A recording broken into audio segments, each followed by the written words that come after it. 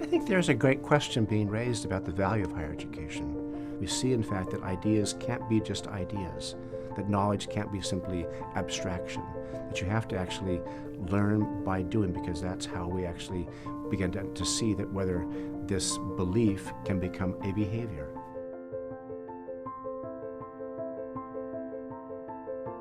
I've been thinking about this image of over the shoulder and through the heart for a long time.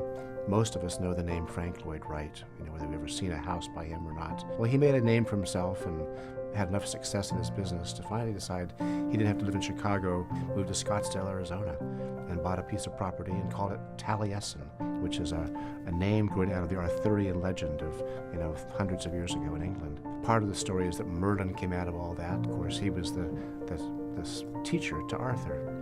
Well, Taliesin became the place where Frank Lloyd Wright would invite his students to come in. They weren't architecture students wanting a degree in architecture. They were already architects. But he invited them to come in and learn visions and skills about being an architect. They had opportunity to come and live and learn with Frank Lloyd Wright for a period of time, looking over his shoulder and in some honest way through his heart. In the next generation, one of his Taliesin fellows was commissioned by somebody in Arkansas.